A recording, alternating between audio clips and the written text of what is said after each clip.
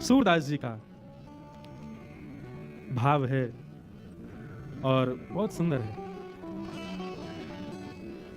ऐसा भाव है कि भैया श्री कीर्ति मैया, वैसे तो किशोरी जी हमारी इतनी सुकोमला हैं, सदा सखीन के मध्य में रहें, सब सहचरी सेवा करें, लेकिन आज कीर्ति मैया किशोरी जी से ऐसे ही केवल दिखाने के भाव से, समाज को दिखे उस भाव से किशोरी जी से कहती हैं, लाली अब धीरे धीरे घर के कामकाज भी सीखो, आने चाहिए, लेकिन कामकाज सिखावे तो हैं कीर्ति मैया, लेकिन ये ललता विशाखा आदि सब सखी ऐसी हैं कछु करन ना दें किशोरी जी को। लेकिन आज किशोरी जी हट करके बैठी हैं कि नहीं, आज मैया जो कार्य कहेगी हम जरूर करेंगे। और मैया ने कार्य कहा दियो है, लाली आज एक काम कर, गौशाला में जाके गैया को दूध काट के ला। और किशोरी जी आज गैया को दूध दोहे में जा रही हैं। इतनी सुंदर लीला है। अच्छा, आजकल तो गौशालाओं में गायों को बांध देते हैं, लेकिन प्राचीन काल में ऐसा नहीं था। किशोरी जी को देख करके गैया के भी मन में भाव आया हो या लीला को और बढ़िया संवरण किया जाए। तो किशोरी जी तो जैसे ही दूध दोहे पे बैठी हैं, अत्यंत सुकोमला, अत्यंत सुकुमारी किशोरी जी के हस्तकमल को स्पर्श पाकर के गाय मन में विचार करने लगी, श्रम है जाएगा श्री जी को, या काम में तो एक ही निपुण है, नंद नंदन वही तो करवाएंगी। तो गैया वहां से भागी, अब पीछे पीछे श्री जी भाग रही हैं, ललता विशाखा भाग रही हैं गैया को पकड़वे को। इतने में ही सघन कुंज में सामने नंद नंदन दिखाई दिए हैं। नंद नंदन ने जैसे ही देखो सोई किशोरी चिल्ला के बोली, अरे नेक मेरी गैया को पकड़ो, दूध दोहनो है, अरे नेक या को पकड़ लियो। इतने में ही ठाकुर जी ने महाराज अपने सुंदर पराक्रम से वह गैया को पकड़ लियो और गैया को पकड़ के बोले, कहो श्री जी कहाँ सेवा करें आपकी। बोले, आज मैया ने हमको सेवा दी है कि जाओ गैया को दूध दोहे के लाओ। हम दूध दोहे में आई हैं, लेकिन ये गैया रुके ही नहीं रही है। ठाकुर जी बोले, दूध धोना आवे तुम पे? बोलो, क्यों नहीं आवे, नेक दोहे के दिखाओ। अब जैसे ही श्री जी फिर छुए बैठी, गैया फिर भागने लगी। तब ठाकुर जी कह रहे हैं, देखो हम दोहे के दिखाएं आपको गैया को दूध कैसे दोहो जाए। और वही भाव को श्री सूरदास जी महाराज वर्णन कर रहे हैं, अति सुंदर। सब लोग गाओ। कौन दुहावे गैया तुम पे, कौन दुहावे गैया तुम पे, कौन दुहावे गैया तुम पे, कौन दुहावे गैया तुम पे, लिए रहत हो कनक दोहनी, लिए रहत हो कनक दोहनी, लिए रहत हो कनक दोहनी, लिए रहत हो कनक दोहनी, बैठत हो अध पैया तुम पे, बैठत हो बैठत हो अध पैया तुम पे, बैठत हो अध पैया, कौन दुहावे गैया तुम पे, कौन दुहावे गैया तुम पे, कौन दुहावे गैया तुम पे, कौन दुहावे गैया। अति रस काम प्रीत जाने के, अति रस काम प्रीत जाने की, आवत खरिक दुहैया तुम पे, आवत खरिक दुहैया तुम पे। किशोरी जी कह रही हैं, तुम पे कौन गैया दुहावे को, तुम्हारी लक्षण गैया दोहे वाले तो लगना रहे हैं। ठाकुर जी बोले, क्यों, हम या जन्म के नहीं, हम तो जन्म जन्मांतर के ग्वाला हैं, हमसे भैया गैया गैया कौन दोहे सके। बोले, कनक सोने की बाल्टी हाथ में लेकर के और अधपैया आधे आधे घुटने पर बैठ गए और कह रहे हो गैया दोहे में आई है। हम सब जाने तुम्हारी बातन ने, तुम ये गैया वैया चरावे ना आओ सघन कुंज में। ठाकुर जी बोले, तो फिर क्यों आवे हम। बोले, हम जैसी सुंदर नई नवेली गोपीन को देखवे के काजे आओ तुम, तुम्हारी सब बातन ने जाने हम। यशोदा मैया और नंद बाबा के आगे कोई बहानो चाहिए, या हमारी गैयान को बहानो बना के आओ कि गैया चरावे जा रहा हूं। तुम्हारी सब करतूतन ने जाने, या वन में आके सघन कुंज में आके गोपीन को ताड़ हो आप तो। ठाकुर जी बोले, अरे ऐसी कैसी बात करती। मधुमंगल श्रीदामा बोले, लाला ये तो बड़ी हमारी तोहीन है रही है, कछु करके दिखा। बोले कहा करके दिखाऊं? गैया गैया दूध दोहे के दिखाने, कैसे दोह जाए या कुछ दिखा तो सही। ठाकुर जी बैठ गए, सोने की बाल्टी है नीचे धरी है, गैया भी आनंद ले रही है। आज आनंद आवेगा ठाकुर जी की और किशोरी जी की मधुर लीला चल रही है और ठाकुर जी दूध दोह रहे हैं। अब दूध दोह तो रहे हैं, अब थोड़ी देर तो दूध काटते काटते बाल्टी में जावे, लेकिन जैसे ही श्री जी सामने आवे तो दूध की बाल्टी से वो धार अलग हटके नीचे जमीन पे गिरने लगे। अब किशोरी जी और सब गोपी मुंह पे हाथ धर के ऐसे में देखो ये दूध काटना आवे इन पे, आधो दूध तो नीचे फैला दियो।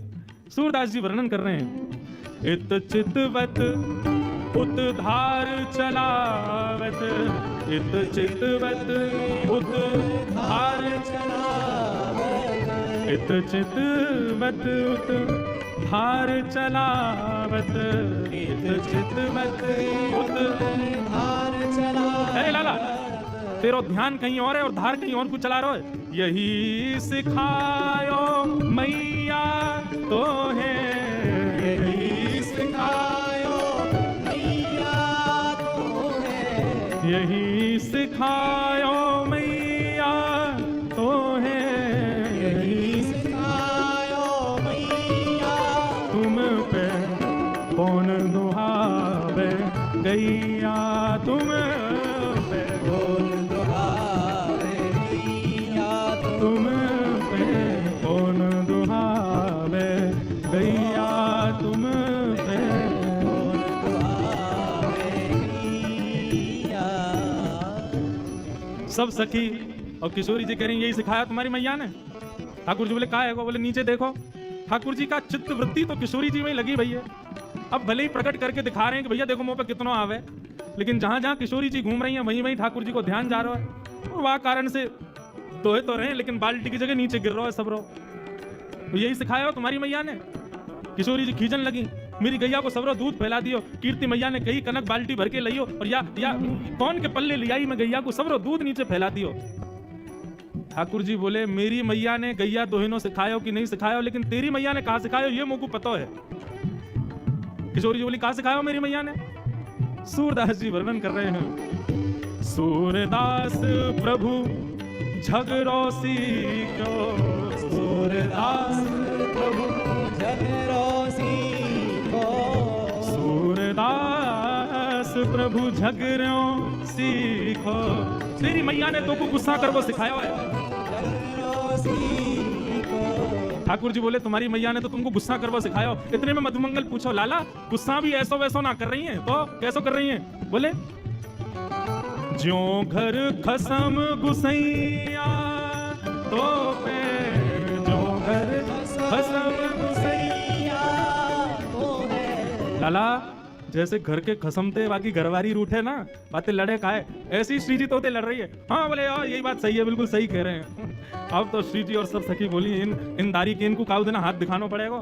कछु तो कछु बाप निकाले। कौन दुहावे गैया तुम पे, कौन दुहावे गैया तुम पे, कौन दुहावे गैया तुम पे, कौन दुहावे गैया। बोलो युगल बिहारी सरकार की। ऐसी ऐसी लीला हमारे ब्रज की हैं। सब सखा और सब सखी भी वामे रस को वर्धन करें, विक्षेप ना करें। लाला श्री जी तो पे ऐसे गुस्सा करें, बुरो मत मानियो, जैसे कोई खसम पे बाकी घरवारी गुस्सा करे। हमें तो ऐसा लगा ये अधिकार मान चुकी हैं। सब सखी ललता विशाखा पीछे डंडा लेके भागी। बोले अभी बताएं ज्यादा संबंध बना रहा है हमारी श्री जी या कार्य कलूटे को खसम मानेंगी अपनों। जैसे तैसे लड़ते झगड़ते हुए ठाकुर जी ने आधी बाल्टी दूध भर दिया। अब श्री जी को तो ले जाके कीर्ति मैया को देना था, देखो हमने दूध काढ़ो है। अब जैसे ही दूध काढ़ करके अब दूध पूरा हो गया, गैया चली गई और दूध के झागन को ठाकुर जी बढ़िया मिला रहे हैं। बात देख कहा बढ़िया दूध निकालो। श्री जी बोली लाओ चलो अब दे दो। ठाकुर जी बोले नहीं मिलेगा, ये तो हमने निकालो है, हमारे सब ग्वाल बाल भूखे हैं, हम भूखे हैं, हमारे सबरे बंदर भूखे, हम पीवेंगे या को। ललता विशाखा क्रोध करने लगी। बोले अभी बताएं तो को पीवे को दूध, अपने घर को गैया को पी, हमारी गैया को काय को पी रहा है। ठाकुर जी बोले निकारो कौन ने? निकारो हमने तो हम पीवेंगे, और ये हमारे सखा सबरे बेचारे सुबह से भूखे प्यासे दूध पीवेंगे, बढ़िया बढ़िया काढ़ो हमने। अब तो किशोरी जी चरणन में बैठ गई, बोले भैया अब यहाँ लड़वे तो काम नहीं चलेगा, ने थोड़ी सी अपनी लाज जाए तो कोई बात ना, ने माफी मांग लो, क्षमा मांग लो। और दोहनी नहीं देत करते हरी, हा हा करी पैर पाए। किशोरी जी चरणन में गिर के हा हा कर रही हैं, बोले भैया हमारी दोहिनी दे दे, मैया को दिखाना है ले जा करके। और जैसे ही श्री जी प्रार्थना कर रही हैं कि हमारी दोहिनी दे दो, सो ठाकुर जी को और आनंद आ रहा हो, बोले अच्छा श्री जी चाहिए, बोले हाँ, एक बार और हा हा करो। श्री जी फिर कह रही हैं भाई तेरे हाथ जोड़ रही हैं, जो तू कहेगा सो करेंगे, हमारी दोहिनी दे दे, मैया को जाके दिखाना है। तब खूब परेशान करके, खूब श्री जी को श्रमित करा के, तब अंत में ठाकुर जी ने दोहिनी प्रदान करी है। ऐसे हमारे दोहिनी गाय दोहन लीला हमारे ब्रज में भई है ठाकुर जी की और श्री जी की। मैया को जाकर के श्री जी ने प्रदान कर दिए, बोले लो हमने दूध निकारो। आज कीर्ति मैया ने खूब नजर उतारी है, बलैया लई है, बोले जय हो हमारी श्यामा जू ने आज पहली बार दूध निकारो। महाराज पूरे बरसाने में एक एक बूंद भर दूध की बांटी गई है, क्यों? श्री जी ने दूध निकारो है। लेकिन असलियत तो सब जानने हैं, कौन ने निकारो? हमारे लाला निकार के लाए हैं। ऐसी मधुर भाव से सूरदास जी ठाकुर जी की मधुर लीलाओं का वर्णन कर रहे हैं। बंधुओं, ये परस्पर जो प्रेम भाव है ना, ये केवल हम आप सबको उस रस का केवल एक बिंदु चखाने के लिए श्री जी और ठाकुर जी करते हैं। कई बार श्री जी के भाव प्रकट करने में ना कभी कभी डर लगता है। आजकल के सामान्य भावों को सुनने वाले लोग कहीं इससे कोई अनर्गल अर्थ ना निकाल लें। हमारी श्यामा जू, हमारी किशोरी जू, उनके भाव में कहीं कोई विश्लेष ना आ जाए, इसलिए भय लगता है कभी कभी। लेकिन हमारी श्री जी को प्रेम कैसा पता है? अंतर्निष्ठ प्रेम। अंतर्निष्ठ प्रेम किसे कहते हैं? सामने देखोगे तो ऐसा लगेगा कि लड़ रही हैं, गुस्सा कर रही हैं, लेकिन जैसे ही श्याम सुंदर चले जामे, वाके बाद श्री जी को प्रेम मानो रोम रोम से प्रकट हो गए। और वह सुंदर प्रेम को वर्णन श्री नंददास जी महाराज अपनी वाणी में करें। बहुत सुंदर भाव है। हमारी और सर्वेश भैया की आपस में एक दूसरे को पदावलियों की वो होती है, क्या बोलते हैं उसको, कंपटीशन होता है, पद भेजो कंपटीशन।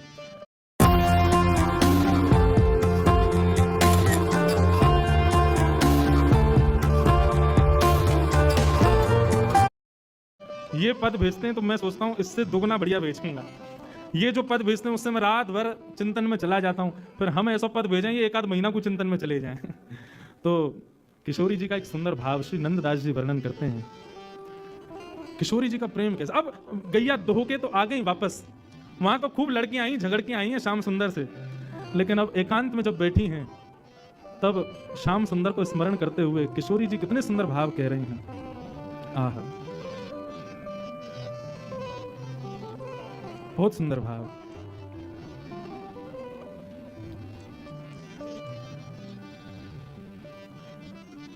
मैं पछहार रही बहु तेरो,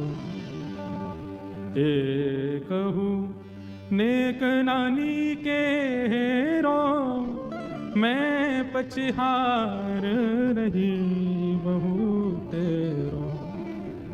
श्री जी सब सखियन से कह रही हैं कि ठाकुर जी कैसे हैं, मुकु नेक बताओ, नेक मुकु सुनाओ उनके बारे में। सब सखी बोली अभी अभी तो मिलके आए हैं, अभी अभी तो उनसे खूब लड़ झगड़ के आए हैं, और रोज ही कोई ना कोई लीला हुए श्री जी। पर हम हर बार देखें कि आप जब भी एकांत में आके बैठो फिर सबन से कहो कि नेक थोड़ा कृष्ण के बारे में बताओ, उनके रूप के बारे में बताओ। आप जाओ तो हो उनसे मिलवे, सामने खड़े हो, मैं नेत्रन से निहार ले करो। फिर ये आप एकांत में आकर के क्यों कहो कि श्याम सुंदर कैसे हैं, नेक उनके रूप को वर्णन करो। ठाकुर जी हूं में तो हैं सन्मुख, वही समय देख ले करो उनको। तब सब सखियन सो हमारी श्रीजू कहा कह रही हैं, इतनी सुंदर भाव हैं श्री नंददास जी के। बोली अरे सखी कहा बताऊं, तुम लोग बड़ी सौभाग्यशाली हो जो नयन भर के श्याम सुंदर को देख लेती हो, लेकिन मेरी स्थिति ऐसी होती है कि एक क्षण से अधिक यदि मैं नेत्रों से श्याम सुंदर को देखती हूं तो उतने में मेरी स्थिति क्या होती है, छिनहि में भर आवत पानी, श्याम रूप कहाँ छिन में जान। ऐसा रूप है श्याम सुंदर को कि मैं एक क्षण से भी ज्यादा निहारवे को प्रयास करूं तो एक क्षण से अधिक देखने पर मेरे नेत्रों में जल आ जाता है। मुझे नेत्र बंद करने पड़ते हैं, दो कारण हैं। पहले तो जल आ जाता है, कहीं और रुदन ना हो जाए, कहीं और जल आया तो श्याम सुंदर श्रमित हो जाएंगे। वो जो लीला हमारी मान की थोड़ी झगड़े की चलती है, उस बीच में यदि अश्रुपात हो जाए तो ऐसा लगेगा रस में नमक घोल दिया हो। इसलिए मैं जानबूझ करके श्याम सुंदर से अपने नेत्रों को बचाती हूं, उनको नहीं देखती। क्यों? एक क्षण से अधिक देखूं तो नेत्र सजल हो जाते हैं। बंधु, श्री जी के प्रति श्याम सुंदर के भाव सुनोगे ना, सुख मिलेगा, लेकिन श्याम सुंदर के प्रति श्री जी के भाव सुनोगे ना, नेत्र सजल हो जाएंगे। छिन ही में भर आवत पानी, श्याम रूप कहां जिनमें जान। एक क्षण में ही मेरे नेत्र सजल हो जाते हैं, मैं उनके रूप को निहार नहीं पाती हूं। और दूसरा भाव क्या कहती हैं? दूसरा भाव में ठाकुर जी को इसलिए नहीं देख पाती, नयन दो छवि अमित अगाधा। अरे सखियों, श्याम सुंदर को रूप तो अपार है, और वह अपार रूप को देखने के काजे नेत्र केवल दो ही है हमारे पास में। भाव समझिएगा, नयन दो छवि अमित अगाधा, और उसमें भी तापर पलक करत हैं वाधा। एक तो इतने सुंदर श्याम सुंदर, और उनको देखवे के काजे या जड़ विधाता ने दो ही आंख दी हैं, और इन दो आंखन से भी उनको निहारवे को प्रयास करें तो जल तो आ ही जावे, वासे पहले ये पलक भी बाधक बन जाती हैं। बीच बीच में देखते देखते आंखें भर आती हैं, और उसके अलावा भरे भी ना तो आंखें श्रमित हो जाती हैं, तो पलक गिर जाती हैं। श्याम सुंदर सामने हो उस समय पलक गिरती हैं, तो गोपियां गोपी गीत में कहती हैं, त्रुटिर युगायते त्वाम पश्यताम जड़ उदीक्षताम। अरे जड़ विधाता, तू जानता नहीं था कि श्याम सुंदर हमारे सामने आने वाले हैं? तूने ये पलक क्यों बनाई? आपको पता है देवताओं में और मानव में अंतर क्या है? देवता अनमिष होते हैं, उनकी पलक नहीं होती। मतलब स्वरूप तो ऐसा ही होता है, लेकिन जैसे हमारी पलक गिरती रहती है ना, ऐसे देवताओं की पलक कभी गिरती नहीं है। किशोरी जी कह रही हैं, अमित छवि और वाकु देखवे का जे नेत्र दो, और इन दो नेत्रन में भी सखी तामे पलक करत हैं बाधा। कैसे निहारूं उनको, कैसे देखूं? या हमारे मैं आप लोगों से प्रार्थना करूं कि मुझको कृष्ण के भाव सुनाओ, उनके रूप को वर्णन सुनाओ, उनके अंग प्रत्यंग को वर्णन सुनाओ, क्योंकि देखवे की सामर्थ्य मेरी नहीं है। श्री जी के इतने सुंदर भाव। श्री जी कहती हैं, अब एक सखी बोली, तो श्री जी वह कार्य कलूटे को देखवे उन्हीं काई को है। अरे आप इतनी सुंदर हो, आप तो अपना प्रतिबिंब ही देख ले करो। आपको प्रतिबिंब को जो स्वरूप है ना, वह स्वरूप को ही ने सांवलो बना दिया जाए तो ऐसा लगेगा श्याम सुंदर ही हैं। आप तो खुद को ही देख ले करो, वह नंदनंदन को देख के क्या करना है आपको? तब श्री जी कहती हैं, जो ब्रज दीनो जन्म हमारो। अरे सखियों ध्यान से सुनो, यदि ब्रज में हमारा जन्म हुआ है तो ब्रज में जन्म लेने का एक ही कारण है। क्या? जो ब्रज दीनो जन्म हमारो, देखन को मन मोहन प्यारो। ब्रज में जन्म खाने पीने हंसने बैठने घूमने फिरने के लिए नहीं हुआ है। इस ब्रज में जन्म केवल श्याम सुंदर मनमोहन को देखने के लिए ही हुआ है। उनको नहीं देखेंगे तो कैसे काम चलेगा? हमारे यहां तो ब्रज की गोपियां श्रीमद् भागवत के वेणु गीत में कहती हैं, कभी अवसर मिलेगा ना लाल जी के ससुराल में वेणु गीत भी सुनाए।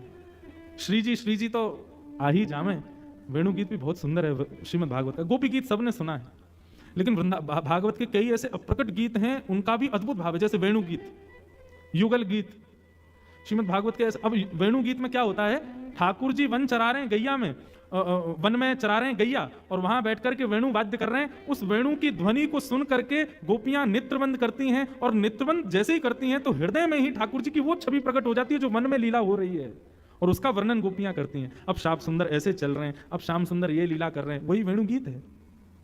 वेणु गीत में गोपियां कहती हैं, अक्षणवताम फलमिदम न परम विदाम। बोले भैया ये नेत्र किस लिए मिले हैं?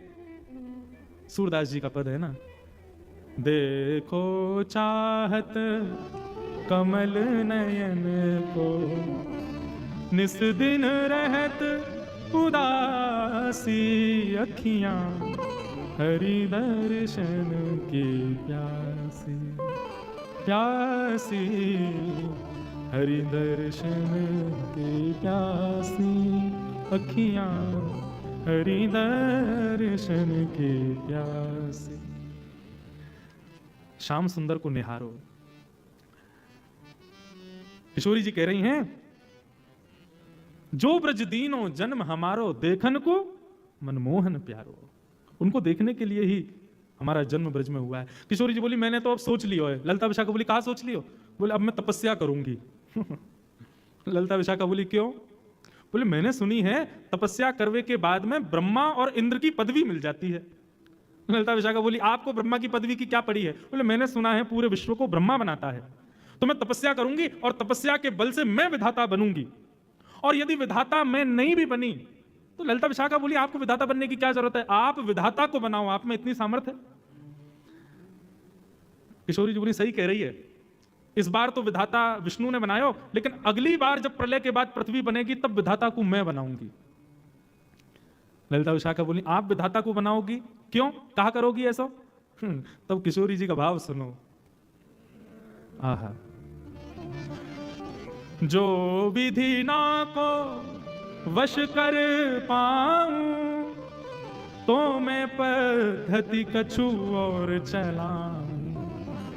विधाता जब मेरे चयन से बनेगा तो फिर मेरी जैसी इच्छा होगी वैसा विधाता पृथ्वी को बनाएगा, वैसे पृथ्वी के मानवों को बनाएगा। बोले, अच्छा, तो आप विधाता से कैसे मानव बनवाओगी? बोले, या विधाता ने तो 2 आंख वाले मानव बनाए, लेकिन जब मैं विधाता को बनाऊंगी या मैं विधाता बनूंगी तब रोम रोम प्रति नैन बनाऊं।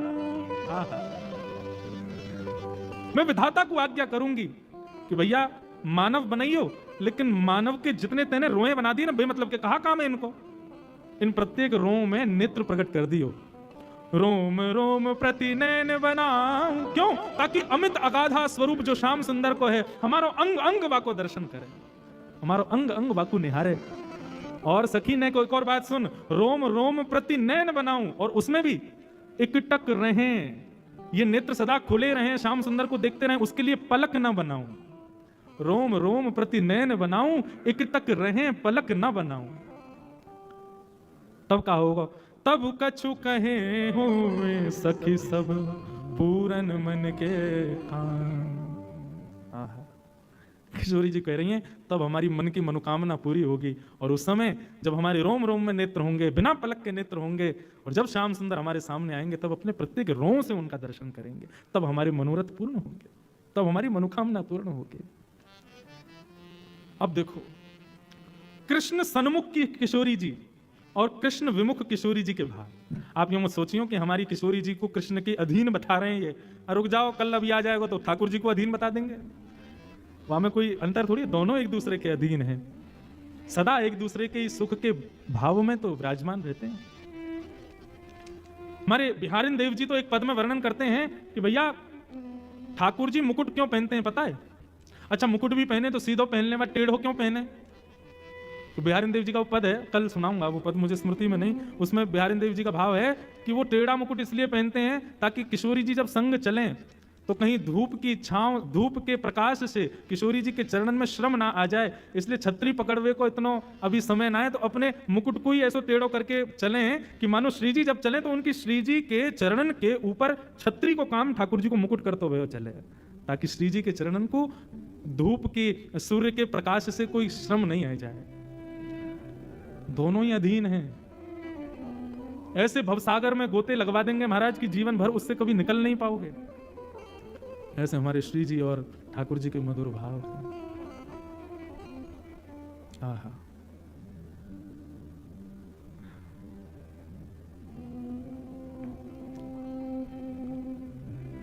वृंदावन किस मधुर भाव में, मधुर साम्राज्य में प्यारी जू और श्यामा जू के ऐसे या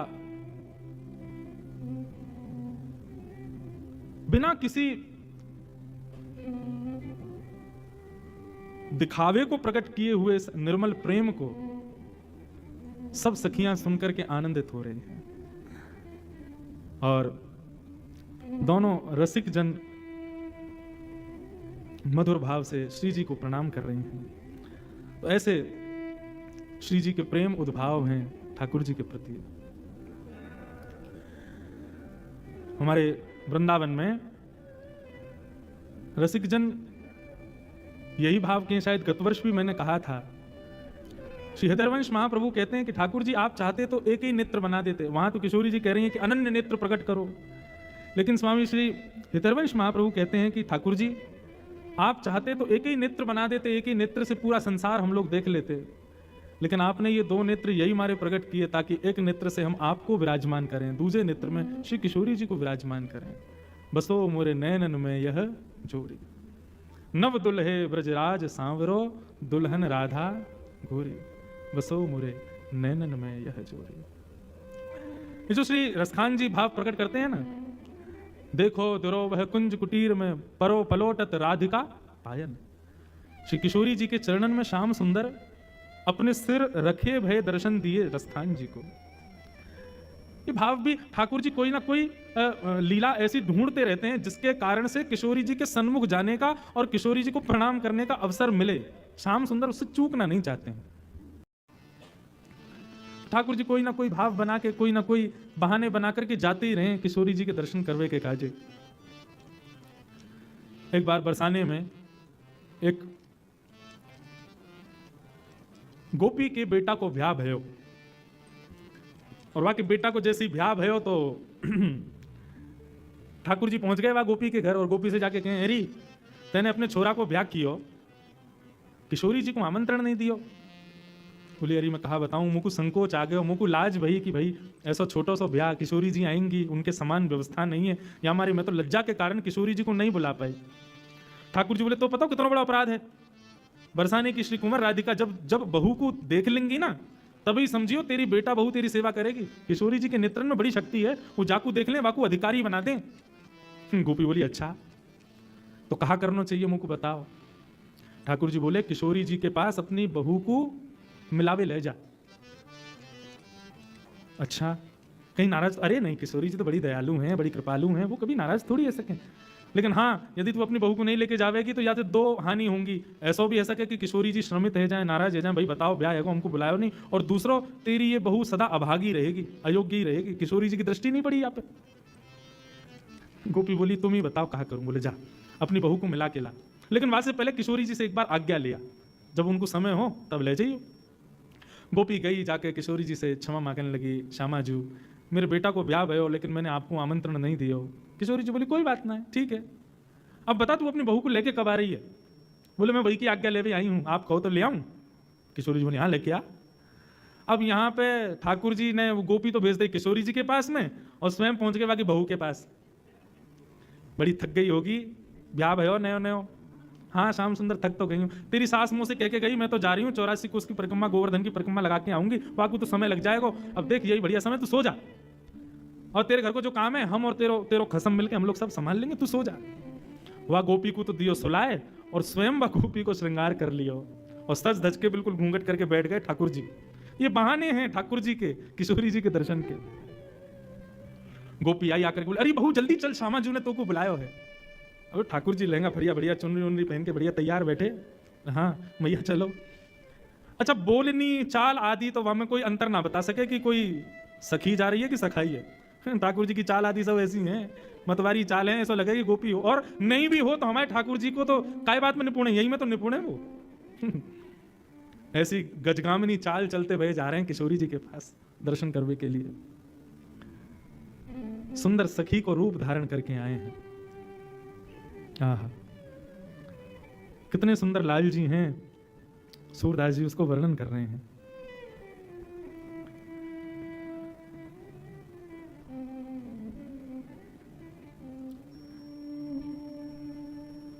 ठाकुर जी ने जैसे ही बरसाने में निज महल में प्रवेश किया, ठाकुर जी की चाल देख करके, ढाल देख करके, उठवे बैठवे के तरीका, अभी मुख तो कोई ने देखो ही ना है, लेकिन चाल आदि इन सब में ही इतना आनंद भयो कि किशोरी जी की सब सखियां निहाल हो गई, और सब गोपी कहें, बोली वारी गोपी तो बहुत बढ़िया बहू लेके आई है, या कि तो चाल देख करके, या कि बैठे हुए के तरीका देख करके, ऐसे अचक अचक के चलवे के भावन से ही पता चल रहा है कि भैया बड़ी बड़ी सुधी बहू है तेरी। आहा सूरदास जी महाराज का ये पद इतना सुंदर है कि ललता विशाखा किशोरी जी के रूप में ठाकुर जी को देख करके कह रहे हैं, ऐसी कुंवरी कहाँ तुम पाई, ऐसी कुंवर कहाँ तुम पाई। ये ऐसी सुंदर कुंवरी तुम्हें कहां से मिल गई भैया? राधा हूते नख सुख सुंदरी, हमारी किशोरी जी से भी नख से सिर तक सुंदरी लग रही है। कहां से पाई है आपने? अब लो कहां दुराई, काकी ना देखी सुनी ना ब्रज वृंदावन, सुधि बुद्धि हरति पराई। ऐसी चाल वारी, ऐसे सुंदर भाव वारी, अरे इतना सुंदर शिष्टाचार है। देख पल्लू भी ऐसे पकड़ के अपने घूंघट को बैठी है, इतना सुंदर पकड़ वो भी हमने ना देखो। अभी तक तो केवल चाल ढाल पे ही मोहित हुई है सब गोपी। किशोरी जी बोली, अरे सखी चल मुख दिखा अपनो। अब यहाँ काय को शर्मा रही है, ना तेरे ससुर हैं ना तेरे जेठ जेठानी है, यहाँ काय को शर्मावे, चल मुख दिखा। ठाकुर जी मुख हिला में नहीं, भूख है। सास कह रही है, किशोरी जी से मना कर रही है, जल्दी कर मुख दिखा अपनो। ठाकुर जी कहते नहीं मुख नहीं दिखाएंगे। ललिता बोली, अरे किशोरी जी समझ गई, सुंदर तो बहुत है, लेकिन वही बात है ना, संसार में आवे वाले हर व्यक्ति में एक दुर्गुण तो होवे, या के अंदर दुर्गुण है। किशोरी जी बोली, कैसा दुर्गुण? नेक मांग रही है, नेक दो, मोह दिखाई में कहा दो कि पहले ये बताओ तब मुख दिखावेगी अपनो। किशोरी जी बोली, अच्छा मुंह दिखाई चाहिए, ला भाई नवलखा को हार ला, ले ये हार तो को देंगी, अब दिखा दे मुख। अब भी मना करे, ना या से काम नहीं चलेगा। सुंदर सुंदर आभूषण धर दिए, सुंदर सुंदर रत्न धर दिए, लेकिन सबन को नकारते हुए बोले ये सब कछु नहीं चाहिए। तब ललिता विशाखा दोनों कहीं तो कुछ चाहिए कहा। तो ठाकुर जी धीरे से इशारा करें ललिता की ओर, बोले जहां ही ललिता खड़ी है वहां मुंह को खड़ो होना है, आपको संग चाहिए, इशारे में बतायो। किशोरी जी बोली, अच्छा निज महल में निज सहचरीन को संग चाह रही है। सोई ठाकुर जी से रिलाया, बोले हाँ यही चाहिए। बोले अच्छा ये चाहिए तो हम तो को निश्चित प्रदान करेंगे। धन्य सुहाग भाग है या को, यह जुवतन की मन भाई, सूरदास प्रभु हरिष मिले हंसी, ले उर कंठ लगाए। जैसे किशोरी जी ने कही कि हम अपनी निज सहचरी में तो को वास देंगे, ये नेक स्वीकार कर। जैसे ये नेक दियो है, तुरंत श्याम सुंदर ने अपनो पल्लू जैसी हटायो। श्याम सुंदर को मुखमंडल देख करके सब गोपियां तो निहाल हो गईं, और किशोरी जी ने जाकर के ठाकुर जी को हृदय से लगा लिया। ऐसे मधुर लीला, मधुर मिलन के भाव को देख करके सब सखियां बलैया ले रही हैं ठाकुर जी की। ऐसे हमारे लाल जी दुनिया भर के नाटक बना बना करके, दुनिया भर के भाव निर्मित करके किशोरी जी के दर्शन करवे जाओ। ऐसी श्याम सुंदर की मधुर लीला हमारे ब्रज में सुनाई जामे। सदा चिर जीवो यह जोरी। बस हमारी तो यही भावना है कि हमारे लाल जी, हमारी किशोरी जो, हमारी श्यामा जो सदा ऐसे प्रसन्न रहें। बस इनकी प्रसन्नता ही हमारा सर्व सुख है। तो भैया ऐसे मधुर मधुर लीला है ठाकुर। अब देखो ये सब भावना सब कथाओं में नहीं सुनाई जाते, अधिकारी अनधिकारी का भाव रखना पड़ता है। अब ठाकुर जी की इन लीलाओं को यदि सामान्य व्यक्ति सुनेगा ना, तो ठाकुर जी के प्रति दुर्भाव प्रकट करेगा। बताओ ये भगवान होके ऐसी लीला करते हैं? अरे भैया ये भगवान हो को जगत के लैया, ये हमारे ब्रजमंडल को तो लाला है। ललित किशोरी प्राण धन जे ब्रज को एक खिलौना है, ये तो हमारे ब्रज के खिलौना है।